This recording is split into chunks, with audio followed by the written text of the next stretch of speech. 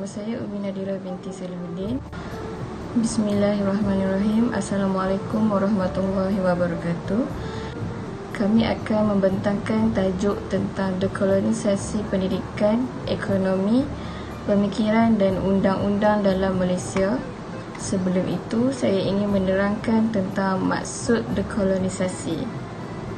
Dekolonisasi adalah istilah yang dipakai oleh bangsa-bangsa Eropah di wilayah Asia dan Afrika. Dalam sejarah, dekolonisasi merupakan salah satu kejadian yang terpenting dalam sejarah di dunia. Dekolonisasi menjadi masa transisi yang menyimpulkan sejarah kolonisasi dan menentukan arah suatu negara bekas jajahan pasca kolonisasi. Makalah ini menjelaskan faktor-faktor yang mendorong kepada dekolonisasi negara-negara yang dijajah oleh Barat. Proses dekolonisasi bermula apabila bangkitnya semangat rasionalisme dan seterusnya mendorong kepada kemunculan semangat nasionalisme. Proses dekolonisasi negara-negara Asia dan Afrika kemudian menjadi fenomena yang dominan pada akhir Perang Dunia Kedua.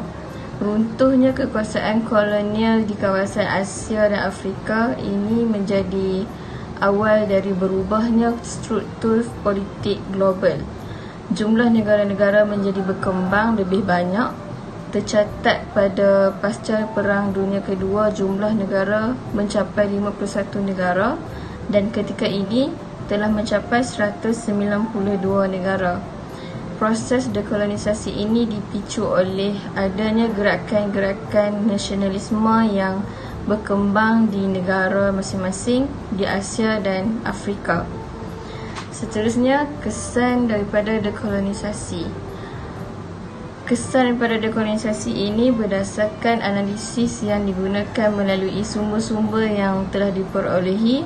Dapatan awal kajian ini ialah euforia kemerdekaan sebuah negara dalam cenderung memberikan makna bahawa dekolonisasi merupakan suatu kemenangan dan pengambilan segala kepemilikan negara secara keseluruhan. Pada pandangan saya tentang tajuk ini, pertama sekali saya ingin menyarankan agar pemerintah melaksanakan reformasi institusi. Reformasi institusi diperlukan untuk meningkatkan ketulusan disiplin fiskal yang tidak hanya dapat mencegah salah laku seperti berlakunya rasuah, tetapi dapat memastikan kestabilan makroekonomi dan pertumbuhan ekonomi. Selain itu, kerajaan mesti memastikan kesejahteraan rakyat. Dengan peningkatan sosial ekonomi, rakyat akan menjadi petunjuk prestasi dunia. Seterusnya, kembangkan budaya keusahawanan negara dengan meningkatkan peluang pekerjaan dan kebolehpasaran. Terdapat masalah struktur yang menyebabkan pengangguran jangka panjang, terutama sekali di kalangan belia.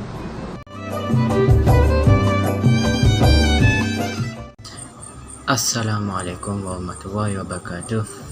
Nama saya Anwar Wasli bin Cik Wasli dari kumpulan BA 2322C. Pada bahagian saya akan menjelaskan tentang dekolonisasi pemikiran dalam pembangunan Malaysia. Okey, dekolonisasi pemikiran dalam pembangunan Malaysia telah jadi persoalan dan memberi kesan yang sangat dalam kepada seluruh masyarakat. Hal ini demikian kerana terdapat banyak pandangan yang sangat berbeza antara satu sama lain yang berkaitan dengan istilah, maksud dan matlamat. Oleh itu, kita akan pergi dengan jelasnya tentang perbincangan iaitu maksud pemikiran pembangunan menurut pandangan falsafah. Okey. Masuk pemikiran pembangunan menurut pandangan dua falsafah yang berbeza. Yang pertama adalah Sahni Ahmad. Beliau mengatakan ia bersifat univers dan mengandungi semua aspek termasuk fizikal, kerohanian dan moral. Seterusnya, menurut pandangan Muhsin Abdul Alhamid, beliau berkata, pemikiran pula bermaksud sesuatu konsep yang baru. Jika dibentuk, maka struktur pemikiran Islam merupakan satu ilmu yang amat penting, iaitu ilmu disiplin. Jika ilmu disiplin ini belum kukuh sehingga sekarang, maka negara kita tidak akan maju. Okey, seterusnya kita akan membicarakan tentang proses melahirkan individu yang dapat berfikir tentang pembangunan Malaysia. Okey, proses pembangunan merupakan perkara yang tidak dapat dielakkan kerana jika ia bersifat negatif, ini akan menyebabkan kita tidak dapat membangun jika pemikiran kita tidak mempunyai ilmu untuk menyelesaikan sesuatu masalah. Namun demikian, pembangunan boleh didefinisikan sebagai konsep pemikiran untuk membangun umat manusia. Walau bagaimanapun, sektor agensi di seluruh Malaysia juga memainkan peranan yang amat penting pada masa kini, kerana tanpa mereka maka tidak akan wujud peluang bagi semua orang dalam hierarki sosial dalam menjaga sosial di antara kita semua. Malah menurut Ibnu Khaldun, kesejahteraan hidup bergantung kepada masyarakat sepenuhnya, kerana jika adanya kesepaduan dalam melaksanakan tanggungjawab masing-masing, maka ia merupakan peranan amat penting untuk dijalankan oleh seluruh masyarakat, kerana ia amat penting sebagai proses pemikiran untuk pembangunan sesebuah negara. Malah ia juga mampu memberikan perhatian sepenuhnya kepada program pembangunan dalam melahirkan masyarakat yang mempunyai sifat yang mempunyai sifat modal insan dalam diri masing-masing. Okey, pada pandangan saya, pemikiran merupakan faktor yang sangat penting dalam kehidupan harian kita. Kenapa? Kerana pemikiran dapat melahirkan individu yang berilmu, dapat berfikir dengan alas tinggi. Malah ini juga merupakan pemata yang penting bagi sesebuah pembangunan negara. Bayangkan jika sebuah negara tidak melahirkan individu yang berfikiran yang tinggi dan mempunyai ilmu, maka negara itu tidak akan maju ke hadapan dan menyebabkan negara kita akan dipandang seron oleh negara yang lain. Sampai di sini sahaja bahagian presentation saya. Saya akan menyerahkan kepada ahli kumpulan saya yang seterusnya. Sekian, terima kasih.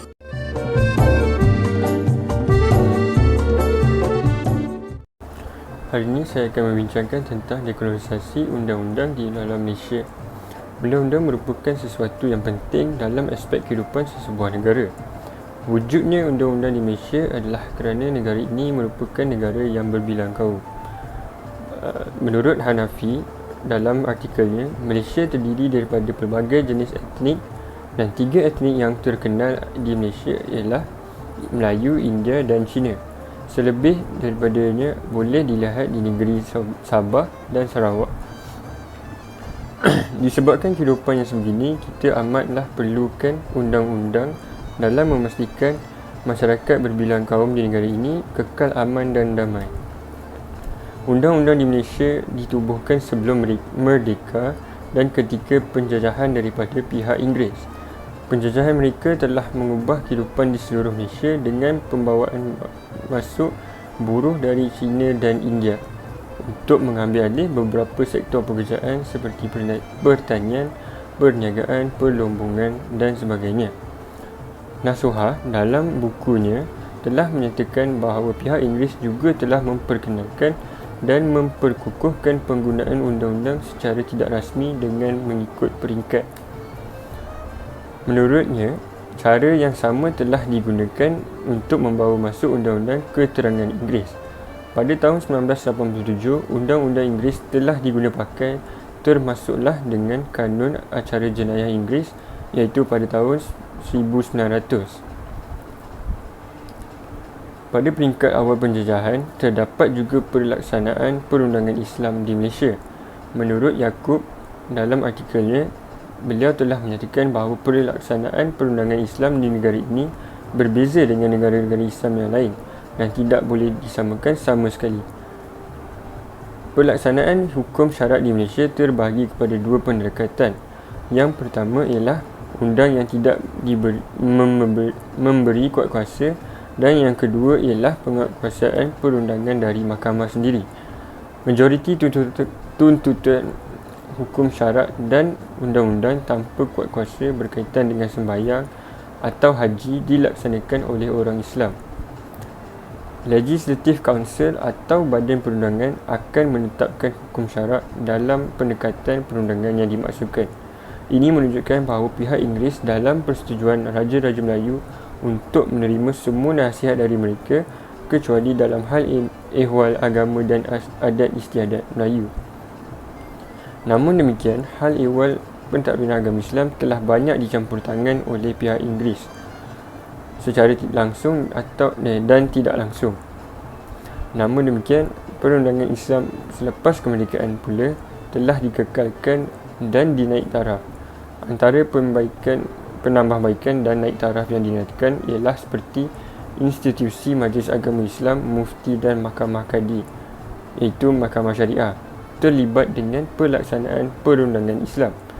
Walau bagaimanapun, beberapa pindaan telah dilakukan pada undang-undang pentadbiran perundangan Islam yang dipakai oleh negeri-negeri serta wilayah-wilayah persekutuan. Sehubungan dengan itu, bidang kuasa mengenai kesalahan-kesalahan tidak boleh diberi kepada Mahkamah Syariah kecuali setakat kesalahan-kesalahan yang diberikan undang-undang oleh persekutuan sendiri. Akta Mahkamah Syariah dalam 1965 dan disemak pada 1984 merupakan undang-undang negeri yang telah dihadkan bidang penguasaannya oleh Undang-Undang Persekutuan. Pada era globalisasi ini, undang-undang Islam di Malaysia hanya meliputi ruang lingkup takzir. Hassan menyatakan bahawa undang-undang khas hudud dan kisas masih tidak dapat dilihat sehingga hari ini, walaupun terdapat undang-undang khas hudud dan kisas yang berusaha untuk dilaksanakan di negeri seperti di Kelantan dan Terengganu seketika dahulu. Beliau juga menyatakan bahawa kuasa jenayah Mahkamah Sivil lebih tinggi jika dibandingkan dengan Mahkamah Syariah. Kesimpulannya, undang-undang merupakan salah satu aspek yang penting dalam kehidupan seharian kita. Buktinya boleh dilihat dari sebelum negara kita mencapai kemerdekaan dan juga selepas. Walau bagaimanapun, pihak Inggeris telah menjajah negara kita pada suatu ketika dahulu, namun mereka juga telah membantu kita dalam menjaga keamanan negara yang berbilang kaum ini dengan pengenalan perundangan mereka.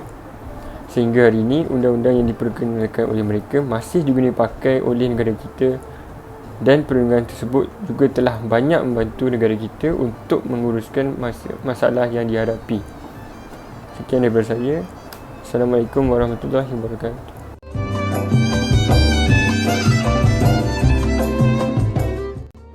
Bismillahirrahmanirrahim. Assalamualaikum warahmatullahi wabarakatuh.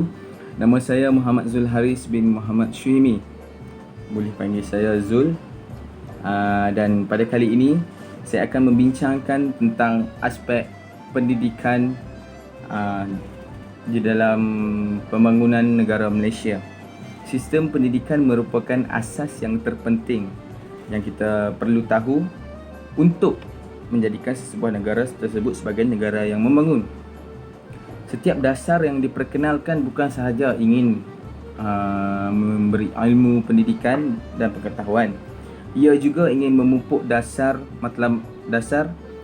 perpaduan dan mencapai matlamat sebagai negara yang aman dan damai. Kerana negara kita mempunyai berbilang kaum. Seperti yang kita sedia maklum, negara Malaysia mempunyai masyarakat yang terdiri daripada berbilang kaum, iaitu kaum Cina, kaum India, Melayu dan banyak lagi di negeri Sabah dan Sarawak. Dalam hal ini, setiap dasar pendidikan yang telah diperkenalkan hendaklah selari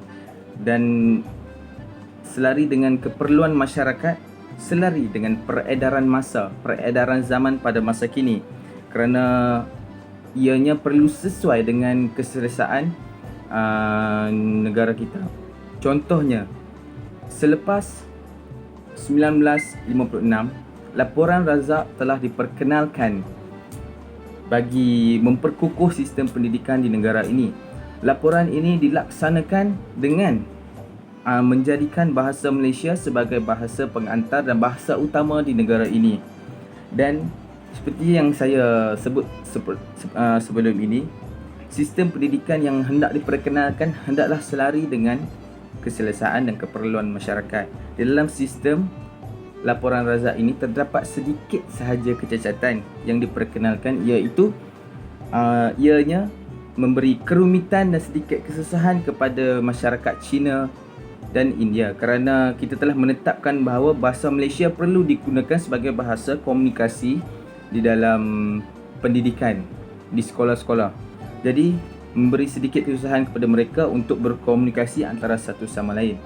Dan seterusnya, bagi memperbaiki kecacatan tersebut, kita boleh lihat di dalam slide, laporan pelajaran Rahman Talib diperkenalkan pada tahun 1960. Laporan ini diperkenalkan dengan menambah baik kecacatan yang sedia ada dengan kita dan memberi penambahan yang baru, iaitu memberikan pendidikan secara percuma kepada semua pelajar sekolah rendah. Dan laporan Rahman Talib ini memberikan kemudahan kepada pelajar sekolah rendah untuk menyambung ke sekolah menengah dengan cara memperkenalkan sistem kurikulum yang lebih terancang. Selain itu, negara kita juga memfokuskan pendidikan dalam ilmu agama Islam dan ianya telah diterapkan secara lebih mendalam, iaitu bermula dari peringkat prasekolah lagi sehingga institusi pengajian tinggi, yang contohnya kita sekarang di institusi pengajian tinggi belajar subjek CTU, subjek yang kita belajar sekarang. Hal ini kerana agama Islam ialah agama yang menerapkan nilai-nilai yang baik seperti membina jati diri, amanah, jujur, bertanggungjawab dan banyak lagi. Pendidikan ilmu agama Islam juga mampu mengembangkan minda kita melalui menjadikan mereka secara lebih terbuka dalam menyelesaikan pelbagai masalah, critical thinking dan mencapai sesuatu matlamat. Dalam konteks pendidikan Islam, kita pun tahu bahawa pendidikan mestilah berteraskan Al-Quran dan Al-Sunnah, kerana ianya adalah satu kewajipan untuk setiap umat Islam bagi mendidik dan memperkasakan tamadun ummah. Laporan ini bukan hanya sewenang-wenangnya memperkenalkan tentang pentingnya kita mempelajari pendidikan Islam di sekolah. Ianya juga telah mengkaji silibus-silibus yang sesuai di peringkat umur.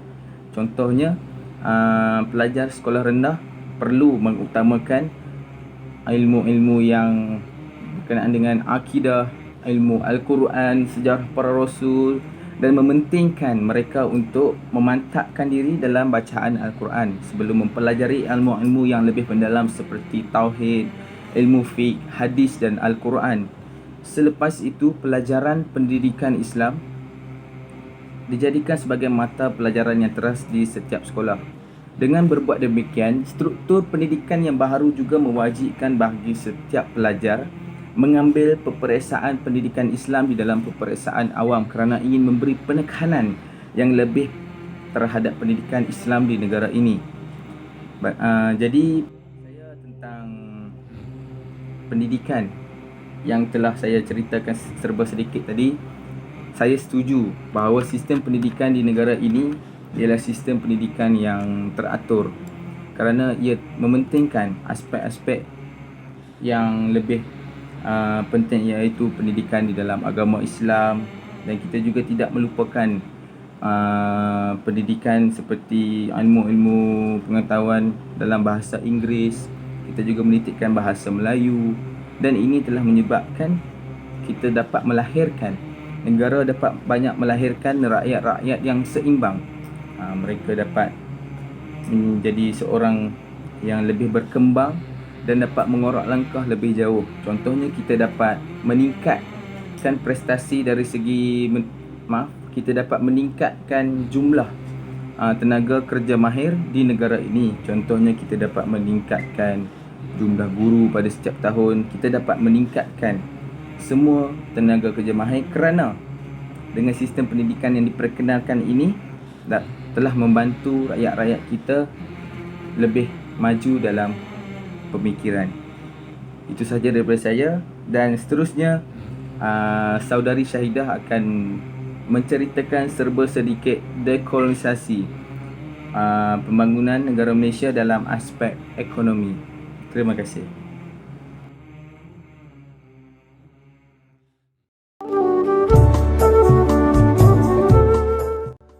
Baiklah, Assalamualaikum warahmatullahi wabarakatuh. Untuk pembentangan kali ini, saya akan menguraikan tentang dapatan berkenaan dengan dekolonisasi ekonomi Islam dalam pembangunan Malaysia. Secara asasnya, ekonomi menurut Islam adalah bertujuan untuk mencapai kesejahteraan manusia di dunia dan di akhirat, berteraskan tuntutan Al-Quran dan As-Sunnah. Saya akan memulakan pembentangan ini dengan menceritakan bagaimana aktiviti ekonomi di Malaysia bermula dan apakah aktiviti ekonomi yang dijalankan pada era sebelum penjajahan. Pada era pra-penjajahan, fokus ekonomi rakyat di negara ini adalah berasaskan sistem sara diri. Antara aktiviti yang dilakukan oleh rakyat ketika itu adalah pertanian, perlombongan, tanaman padi, menangkap ikan dan membela haiwan ternakan. Seterusnya, corak ekonomi di negara ini mula membentuk sebagai sistem komersial apabila berlakunya penjajahan daripada negara British. Kita akan dapati bahawa pada era penjajahan ini, aktiviti yang dijalankan adalah aktiviti yang meningkatkan ekonomi di Malaysia, yang mana Malaysia mula menjual hasil bumi di negara ini kepada negara luar. Antara aktiviti dan sistem yang diperkenalkan oleh British adalah sistem pertanian komersial, penanaman pokok getah, meluaskan industri perlombongan, memperkenalkan institusi keuangan dan membawa tenaga buruh Cina dan India ke Malaysia. Namun, apabila British membawa terlalu banyak kemasukan buruh dari negara luar, berlakunya beberapa permasalahan sistem pengurusan dan permasalahan yang menjejaskan keharmonian di dalam negara. Hal ini telah menggugat keharmonian masyarakat dan berlakunya peristiwa 13 Mei. Peristiwa ini pastinya tidak dapat dilupakan oleh rakyat di negara ini. Oleh itu, dasar baru telah digubal bagi mencapai kedamaian penduduk di Malaysia. Sistem baru yang digubal tersebut adalah dasar ekonomi baru, iaitu program sosioekonomi yang dibentuk bagi mencapai perpaduan negara melalui dua strategi, iaitu membasmi kemiskinan dan menyusun semula struktur masyarakat di Malaysia. Usaha dasar ekonomi baru ini telah berjaya merapatkan jurang pendapatan dan mengurangkan perbezaan antara kaum. Usaha ini juga dapat menjamin pertumbuhan ekonomi dan pada masa yang sama mewujudkan keseimbangan antara kaum. Selepas peristiwa yang berlaku, banyak usaha yang terus giat dilakukan oleh semua pihak bagi memastikan ekonomi di negara ini terus berkembang dengan baik tanpa berlakunya masalah dalaman negara yang dapat menjejaskan keamanan dan pertumbuhan ekonomi. Selepas Malaysia mencapai kemerdekaan, ekonomi di negara ini terus bergerak ke arah kemajuan dengan kehadiran Bank Negara Malaysia yang berperanan sebagai ketua yang memacu ekonomi, menjaga nilai mata wang serta meningkatkan taraf hidup rakyat di negara ini. Walaupun pada awalnya sistem perbankan konvensional yang mengenakan riba ini ditolak oleh umat Islam, akhirnya mendapat kebenaran oleh ulama di atas sepakat yang dikeluarkan untuk mengubah istilah riba kepada istilah faedah. Walau bagaimanapun, di atas sebab untuk menjaga kesucian wang simpanan, umat Islam di negara ini tidak menggunakan perbankan konvensional untuk menyimpan wang kegunaan haji. Hal ini telah menyebabkan tekanan ekonomi diri sendiri dan ahli keluarga jemaah haji. Kerana untuk mencukupkan wang menunaikan ibadah haji, mereka terpaksa menjual tanah warisan dan binatang ternakan milik mereka. Oleh itu, atas kesedaran pemikir ekonomi Islam terulung di Malaysia, Prof. Ungku Aziz telah menulis satu kertas kerja yang bertajuk Rancangan Membaiki Ekonomi Bakal-Bakal Haji. Kertas kerja ini telah ditulis pada 1959 dan diterima pada 1962. Akhirnya tabung haji yang pertama ditubuhkan pada 1963. Penubuhan lembaga tabung haji ini telah banyak membantu pemudahkan sistem pengurusan kewangan bakal haji di Malaysia.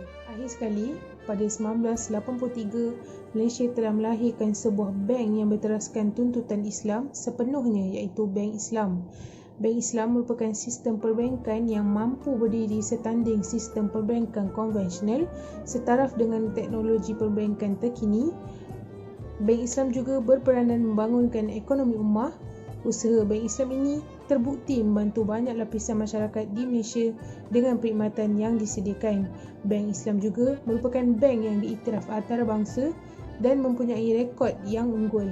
Sekian sahaja pembentangan saya untuk kali ini. Assalamualaikum. Kesimpulan daripada kajian ini, kami dapat menyimpulkan bahawa bahayanya jika kita sebagai umat Islam masih lagi menanamkan pemikiran cara barat di kalangan masyarakat kita. Kita seharusnya membebaskan diri daripada pemikiran tersebut. Hal ini kerana boleh merosakkan akidah seseorang itu tanpa sedari. Salah satu usaha dalam melindungi diri dari pemikiran barat ialah seseorang itu haruslah mementingkan dan menerapkan semangat kerohanian dalam diri dan menerapkan pendidikan agama dalam diri sejak dari kecil lagi. Kita juga perlu menjaga hubungan diri dengan alam untuk melepaskan diri dari pemikiran barat ini. Bahaya kerana boleh mengundang ke arah kemusnahan akidah dan akhlak sesuatu umat. Kita harus mencegah demi kesatuan umat Islam, agama dan bangsa. Selain itu, kita sebagai umat Islam tidak seharusnya mempunyai sifat ego, iaitu pentingkan diri sendiri. Hal ini kerana dapat memusnahkan perpaduan dan kesejahteraan dalam hubungan sesama manusia dan suasana harmoni yang telah dipupuk oleh nenek moyang kita sejak dahulu lagi. Sifat bantu-membantu dan belas kasihan amat diperlukan dalam diri setiap individu demi menjaga hubungan baik sesama manusia. Ia juga dapat mengelakkan dari berlakunya perselisihan faham dan pergaduhan. Oleh itu, amatlah penting kita sebagai umat Islam menerapkan pemikiran positif dalam diri agar tidak mudah terpengaruh dengan pemikiran dan ancaman barat dari keselamatan diri, agama dan bangsa. Sekian, itu sahaja daripada kami. Terima kasih. Assalamualaikum.